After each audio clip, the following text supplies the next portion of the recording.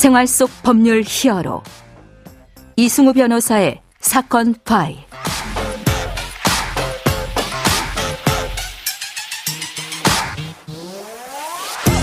안녕하세요. 이승우 변호사입니다. 각종 사건 사고에서 여러분을 구해드리겠습니다. 오늘 열어볼 사건 파일은 헌법소원 관련 사건입니다.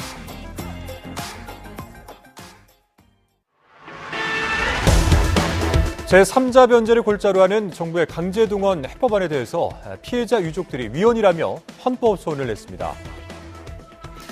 사건 파일 오늘은 헌법 소원 절차를 통해서 검사의 불기소 처분을 취소하는 방법에 대해서 이 실제 사건을 가지고 알아보도록 하겠습니다. 이 피해자 구제 절차로서 이러한 절차 활용은 아주 의미가 있다고 생각이 되는데요. 관련 사건을 직접 담당했던 법무법인 법승 대전사무소의 전성배 변호사 알아보도록 하겠습니다. 안녕하세요, 변호사님. 네, 안녕하세요. 네, 자, 이 사건 관련해서 여러 가지 이야기를 좀 들어봐야 될 것 같은데요. 일단 불기소 처분과 관련된 주제이고 또 이 내용에 대해서 청취자분들께서는 이제 불기소 처분과 관련돼서 검경 수사권 조정 이후에 이게 어떻게 처리가 되는지에 대해서 좀 알아야 되실 것 같아요. 네, 그 부분도 맞습니다. 좀 설명을 좀 해주시죠. 네, 범죄 피해자는 수사기관에 고소라는 방법을 통하여 특정 수사기관의 가해자를 처벌해달라는 뜻을 공식적으로 밝히게 됩니다. 네. 여기서 수사기관이 가해자에게 범죄 혐의가 없다고 판단하게 되면 경찰 단계에서는 불송치 처분을 합니다. 검찰로 보내지 않는다 이런 처분이죠. 네, 맞습니다. 네네. 고소인은 이러한 경우 경찰의 불송치 처분에 대해서 이의 신청서를 제출하여 불복할 수 있습니다. 네네. 검찰이 이의 신청서를 검토 후 가해자에게 범죄 혐의가 없다고 판단을 하면 예. 범죄 피해자는 고등검찰청에 항고를 하면서 검사의 불기소 처분에 불복을 할 수 있습니다. 예. 만약 그 항고도 받아들여지지 않는다면 네네. 범죄 피해자는 법원의 판사에게 그 불기소 처분의 당부를 판단해달라는 재정 신청을 할 수 있습니다. 예.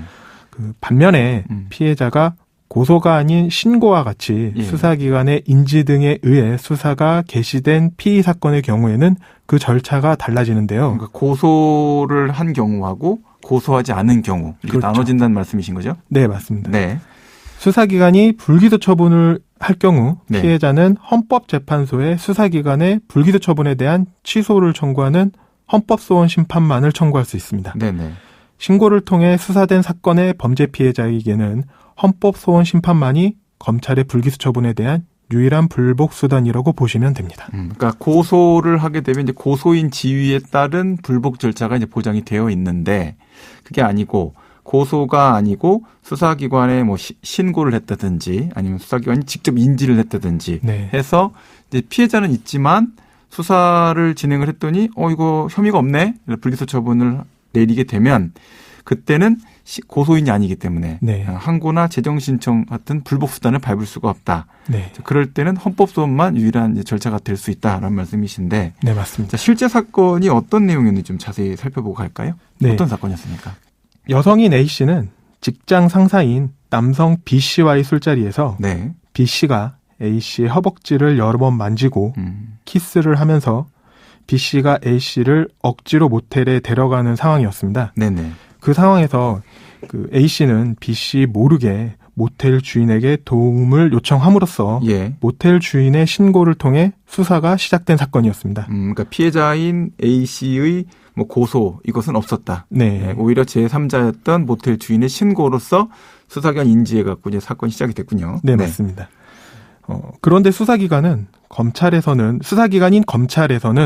A 씨와 B 씨가 함께 있는 술집 CCTV 영상 속에서 A 씨가 B 씨의 신체 접촉 행위에 대하여 거부하지 않았다는 점을 근거로 네. B 씨의 강제추행에 대해 불기소 처분을 하였습니다. 네네.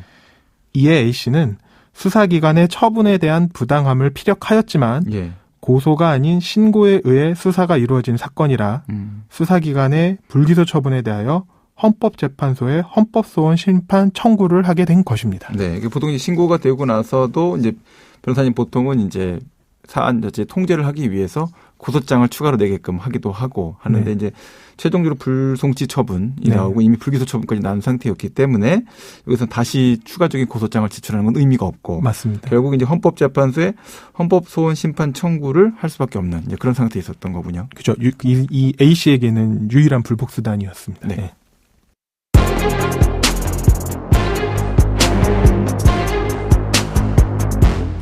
자, 예.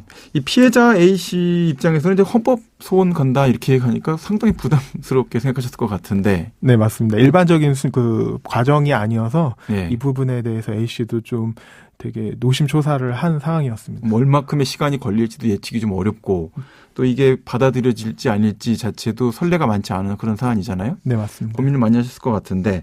자, 피해자 A 씨가 수사기관이 불기소 처분을 내린 것에 대해서 부당하다라고 청구했던 헌법소원 심판 변호사님이 진행했던 그 사건 네. 결과는 어떻게 나왔습니까? 그 A 씨에게는 다행스럽게도 그 헌법재판소가 그 수사기관의 불기소 처분에 대하여 취소 결정을 하였는데 네.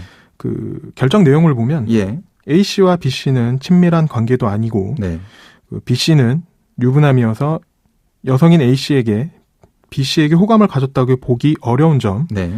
B 씨와 A 씨는 회사 내에서 직장 상하 관계에 있었기 때문에 술을 계속 마시자는 B 씨의 부탁을 A 씨는 좀 차마 거절하기 어려웠던 점, 네. 그리고 A 씨의 진술은 수사 과정 내내 일관성이 있는데 반해 예. B 씨의 진술이 신뢰하기 어려운 점 등을 고려하여 B 씨는 A 씨의 의사에 반하여 추행행위가 있었다고 판단을 한 것입니다. 이 헌법소원의 어떤 결정문이라기보다는 법원 유죄 판결문 문구 같습니다. 네, 좀. 실제로 결정문을 보면 거의 판결문에 가까운 그 음. 판단 내용들이 많이 있었습니다. 네. 자, 이제 오늘 불기소 처분에 대한 헌법소원 심판을 통한 취소에 대해서 이야기를 나눠보고 있는데, 일단 헌법소원 심판, 헌법소원 이 자체가 또 청취자분들께는 또 생소한 내용일 것 같아요. 네. 자, 그래서 법률적인 조력이 좀 필요하고 조언도 좀 많이 필요할 것 같다 생각되는데 헌법소원 심판과 관련된 어떤 내용들을 좀 설명을 좀 더 해주시죠. 네.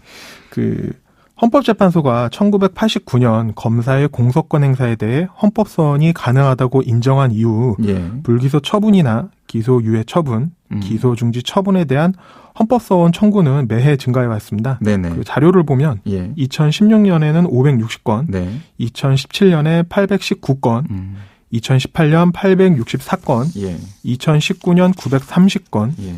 2020년에는 1031건으로 역시 수치상으로도 증가해온 사실을 알 수 있습니다. 네네. 그에 반해 헌법소원 인용률은 높지 않은데 2020년 기준 헌법소원 사건의 78%는 예. 청구인 자신의 기본권이 현재 직접적으로 침해돼야 한다는 자기 관련성과 예. 현재성, 직접성 등 요건이 제대로 갖춰지지 않아 대부분은 각하가 되었고 예. 설사 각하가 되지 않더라도 기본권 침해가 되지 않았다고 기각되는 경우가 상당수여서 예. 실제로 헌재의 헌법소원 사건 인용률은 2% 수준인 것으로 알려져 있습니다. 100개 올라가면 2개가 인용되는군요. 그렇습니다. 네. 그만큼 그 헌법재판소에서의 헌법소원 심판을 통해 수사기관의 불기소 처분에 대한 기본권 침해를 인정받는 것은 쉽지 않다는 것을 알 수 있습니다. 예. 아까 이제 고소할 수 있는 상태인데 고소를 안 했다라고 하셨는데 그러면 이제 고발, 이제 범죄 혐의가 있으면 누구나 고발할 수 있다라고 되어 있지 않습니까? 네. 그 고발 사건 관련돼서도 헌법소원이 가능합니까? 그 기본적으로 검찰청법 10조 1항에서는 네네. 그 검사의 불기소 처분에 불복하는 고소인이나 고발인은 서면으로 관할 고등 검찰청에게 항고할 수 있다라고 이제 명시되어 있기 때문에 고발인도 네. 항고 절차를 밟아야 되고 헌법재판소법 아까 말씀드렸다시피 예. 고발인은 그 범죄 피해자가 아니기 때문에 자기 관련성이 없어서 헌법소원 심판 자체를 청구할 수 있는 적격이 없습니다. 그렇군요. 해당 사항 관련해서 이제 보충성 문제도 있고 네. 자기 관련성 문제도 있고 자기가 직접 피해 입은 그런 당사자가 아니기 때문에 그러니까 네. 고소인 지위를 가질 수 있던 사람이 고소를 하지 않고 신고나 인지로 됐을 경우에는 헌법소원 청구가 가능해서 불기소 처분을 다퉈볼 수 있다. 이런 말씀이시고. 이제 그 내용 관련돼서 헌법재판소는 어떤 내용들을 주로 판단하게 됩니까? 그 헌법재판소에서는 수사기관에 예. 그 중대한 수사 미진이 있었는지 네네. 그리고 증거 판단에 어떤 잘못이 있었는지를 판단해서 그 기본권 침해로 불기소 처분에 대한 취소를 결정하게 됩니다. 네. 지금까지 전성배 변호사와 함께했습니다. 오늘 말씀 고맙습니다. 감사합니다. 생활 속 법률 히어로 이승우 변호사였습니다. 내일도 사건에서 여러분들을 구해드릴 사건 파일 함께 읽겠습니다.